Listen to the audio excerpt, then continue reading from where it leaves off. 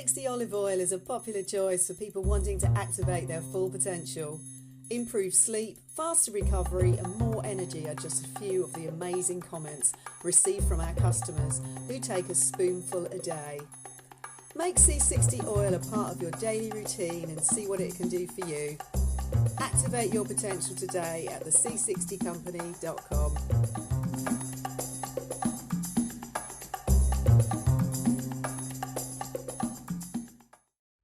And I'm going to start with climate change. I know climate change or not climate change again, but climate change is the very core of how the world is being transformed. If you look at the wish list of the cult or cabal, this global network directing human society, then what is demanded to save the world from climate change, human caused, they say in their hoax, ticks every box of the wish list. They want a centralized global tyranny dictating to every human, dictating their lifestyle in fine detail. And just look at what is being demanded by the climate cult, as I call it, but what's actually happening in terms of pressure to change lifestyles, language, everything because of climate change. And there's also a very clear list of characters, billionaires, who are pushing this agenda. And none more obviously than George Soros, the billionaire financier. He spends tens of billions of dollars, not least on a global network called the Open Society Foundations, funding so-called social justice woke organizations and climate change cult campaigners and organizations, when this guy couldn't give a damn about improving the lives of human beings. He has said publicly that he does not consider the social consequences of what he does in his financial wheeler dealings. He's just there to make money. And somehow the woke mentality that has bought this climate change hoax, hook, line, and the other thing, believe that this guy is genuine. And if you criticize him and expose him, it's not because of his behavior, which is appalling. It's because he's Jewish, and thus you're an anti-Semite, the usual defense protection racket of legitimate investigation and exposure. So wherever you look, manipulated people's revolutions and manipulation of mass immigration through what? Open society foundations, he calls them. Open society, open borders. That's what they're there to achieve. Because this elite wants the end of countries, and that's something else that the climate cult demands are incessantly leading to. We must have world government to impose what is necessary to save the world. And here we have a story this week about Soros, in fact two, which are classics of their ilk. One is pushing the agenda and the indoctrination of climate change, and the other is silencing those who are challenging the indoctrination and the narrative of human-caused climate change. And here's the headline: More chaos on campus. Soros pumps $1 billion into global education network to fight climate change and dictators like Trump and the leaders of China and India. I will translate that from the Orwellian. Soros pumps $1 billion into global indoctrination network, re-education network, to sell the illusion and the hoax of climate change, so the network that I represent can justify transforming human society in the way it demands. This is a man who talks about dictators and saving democracy when he couldn't give a damn about democracy. In fact, democracy, the will of the people, is his worst nightmare. This is the same George Soros who funded groups in Britain, a country which he has no connection to, was born in Hungary and lives in America, funding organisations campaigning to stop Brexit. Why? Because Brexit is not in line with the elite agenda.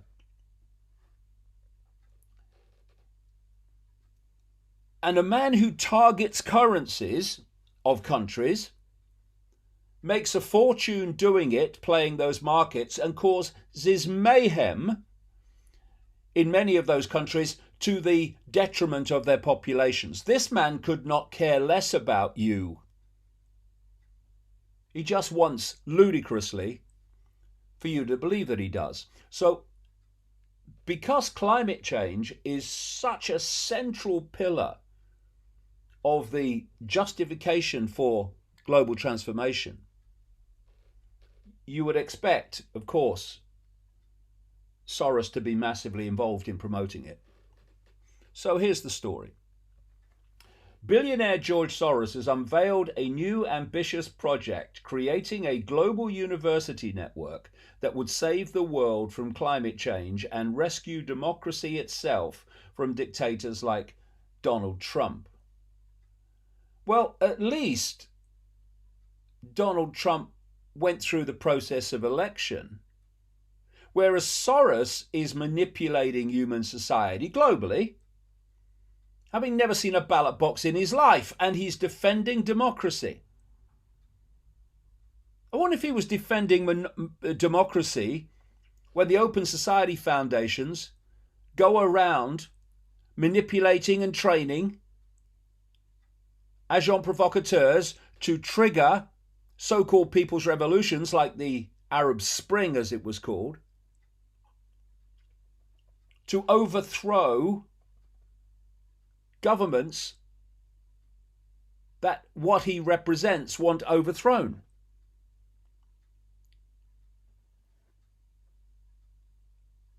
What's that got to do with democracy, George? Eh?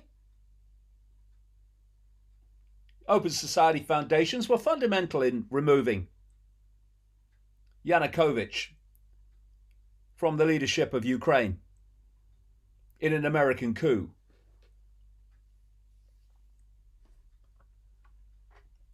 So it says the 89-year-old. I mean, why would an 89-year-old want to spend all this money manipulating society on the scale globally that he does? Why? Because he represents the network that's doing it. And there is a deal. You make vast amounts of money, and considerable chunks of that money will be spent on advancing the agenda. And we're going to help you make that money, of course, which you are then going to, in considerable amounts, use to finance what we want to happen in the world. So it works. Look at the Bill and Melinda Gates Foundation, for a start, which is funding the entire wish list of this elite. The 89-year-old grey eminence, it says, of liberal globalism. It's not liberal. It's an inversion of liberal.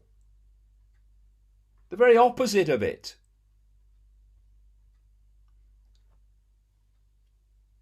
Of glibral, that's a better word. Globalism announced the most important project of my life at the World Economic Forum in Davos, Switzerland. What is the World Economic Forum? It is the annual get-together of the 1%. The 1% that is pushing this climate change hoax because it's planned to use that as an excuse to impose the global structure of top-down control based on a world government of the 1%. Describing the current state of the world as dire, well, thanks to you, with the strongest powers in the hands of would-be actual dictators. God, these people have no shame. Soros said he had put forth $1 billion towards the creation of the Open Society University Network, indoctrination network, revolving around his own Central European University. Get to the young, because they're going to be the adults when this is meant to come in big time. Get their minds early, and then you got them. As we've seen and are seeing all the time. Soros revealed that he has already partnered up with Bard College in the US and a network of European social science schools, which include the London School of Economics. He went there, as so many manipulators have done, by the way, including David Rockefeller, and the Paris Institute of Political Studies, also known as Sciences Po. He is seeking to expand the network into something truly global in the coming years. Of course you are. The announcement came as part of Soros's meandering speech at the gathering of global elites at Davos, which painted a dire picture of the world in the hands of would-be or actual dictators.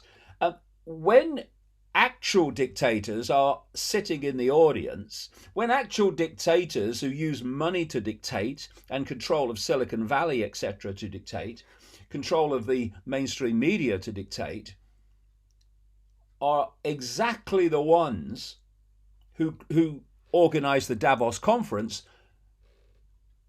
at which Soros is railing against would-be dictators. You know the world is an inversion. You know the world is completely upside down. And you know, again, that these people have absolutely no shame. He singled out Trump, the Chinese leader, and the Indian leader, and paragons of open society, such as the European Union, being defeated by the UK decision to vote in a pro-Brexit government. Soros described Trump as a con man and the ultimate narcissist who wants the world to revolve around him. I can only think, if this guy has any shame at all, because he doesn't, that when he was speaking those words, someone was standing in front of him with a gigantic frickin' mirror. He accused the US leader of wanting to impose his alternative reality, not only on his followers, but on reality itself. This is a man who has spent so far $32 billion funding the Open Society Network in 100 countries to manipulate human society to his will, i.e., the will of the network he represents. It's unbelievable. The Hungarian-born billionaire, Hungary's thrown his network out of the country, could at least see what he was doing, held up climate change as a possible rallying cry of the Open Society adherents. He also praised the student-led protests in Hong Kong, holding them up as an example of what young people around the world can do when properly motivated. Properly manipulated, in truth. See, one of the things that this network is brilliant at is taking genuine grievances and turning them into protests that support what the network wants. And given there are endless genuine grievances, they have an endless list of things they can manipulate. This was the lead-in to his university project Reveal, though Soros hopes to unite all academically excellent but politically endangered scholars across the globe, whatever that means. Well, I'll tell you what it means. It's another inversion. What happens is academically excellent but politically endangered scholars are being politically endangered by the woke mentality that he funds and by political correctness that is destroying academic careers for not having the right opinions. And he's inverted that, and he's talking about the opposite being the case. Continuing his crusade against social media, which he also launched in Davos 2 years ago, Soros slammed Facebook for having a kind of informal mutual assistance operation with Trump. Facebook will work together to re-elect Trump, and Trump will work to protect Facebook so that this situation cannot be changed, and makes me very concerned about the outcome for 2020. Well, that's just another colossal inversion,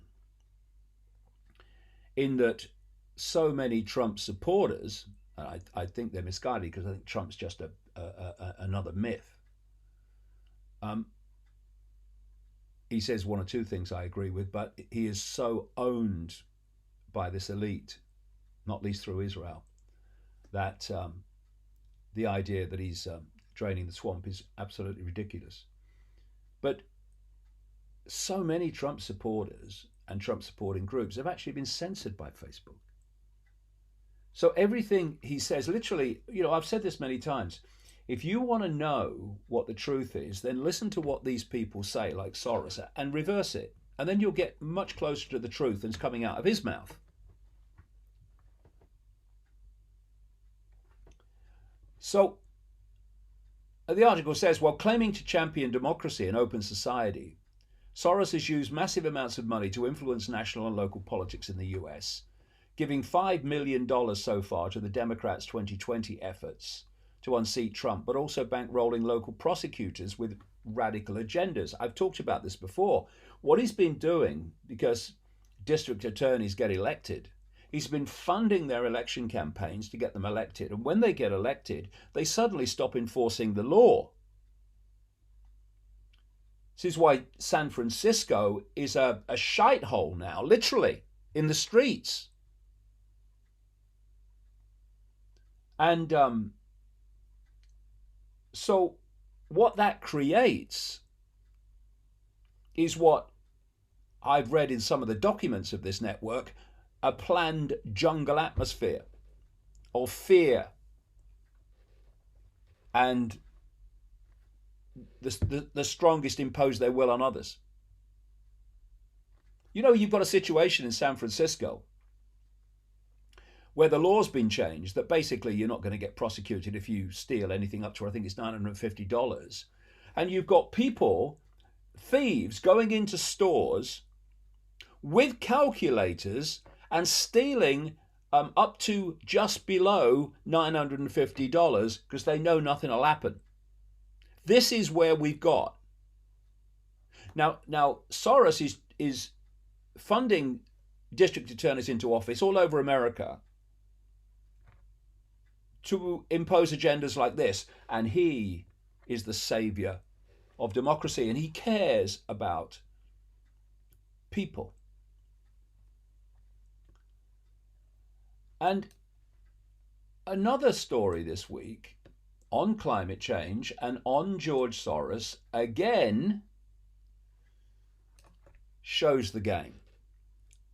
Because you don't just have to indoctrinate the young and indoctrinate as many people as you can by controlling the flow of information with a belief in this hoax of human-caused climate change, you have to stop other information that puts that claim in question. You have to stop that circulating. So here's another story. George Soros launches campaign to silence climate deniers on YouTube. And it's about the way, there's a video, you can see it. If you put that headline into davidicke.com, you'll be able to see the story and a video actually about this. He's funding groups that are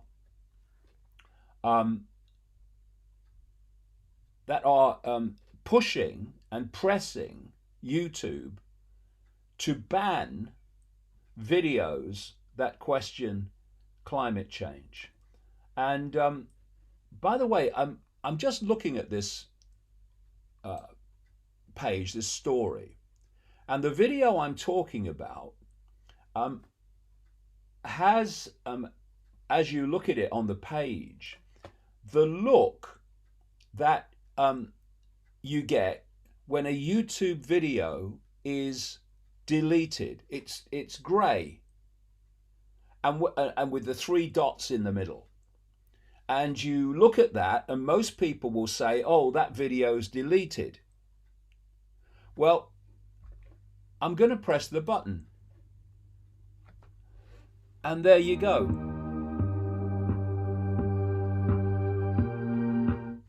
The video is not deleted. It just appears to be so.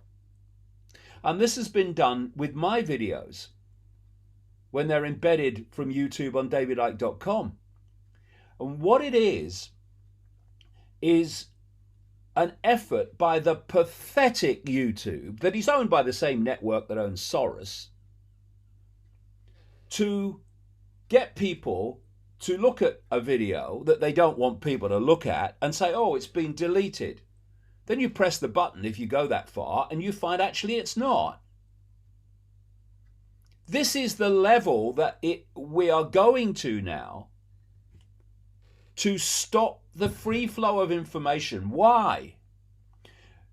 People who know they can win a debate because they have the evidence and the argument are not frightened of other information challenging that because they know they'll win it. They'll know they'll win the debate. These people know they can't win the debate when faced with the free flow of information and debate. So they're shutting it down in every area, even down to this pathetic new policy of YouTube of making it look like a video that's not deleted has been deleted. Oh, but there's no conspiracy. It's just a conspiracy theory. And still with climate change and this 1% fest at Davos this week, here's another one. Prince Charles calls for green taxes as he meets Greta Thunberg in Davos, after flying in on a private jet, by the way, and pitches radical new world economy to tackle climate change, a day after Donald Trump rejected prophets of doom.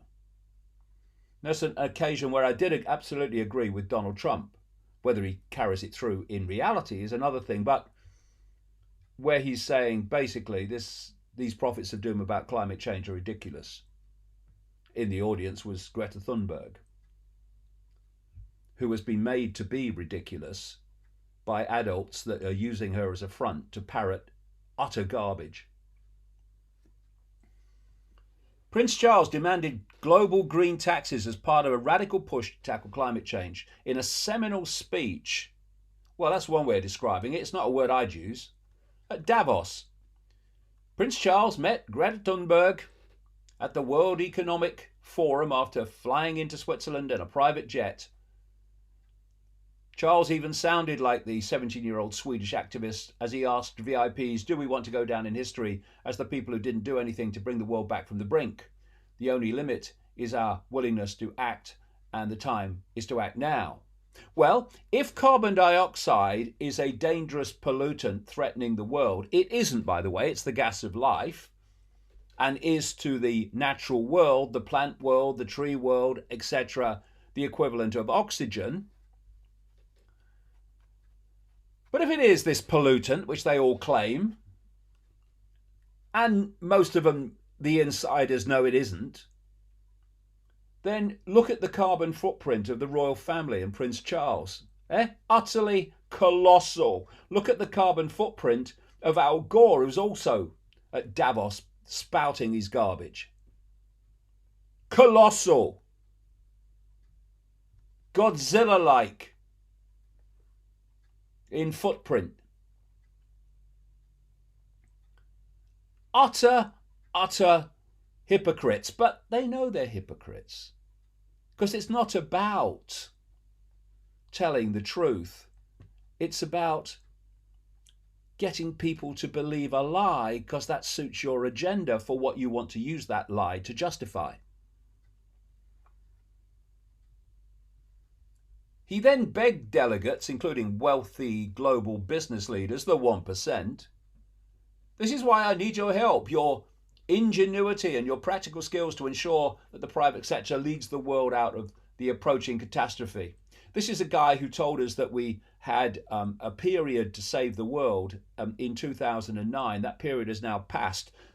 Remarkably, amazingly, miraculously, it's still frickin' here.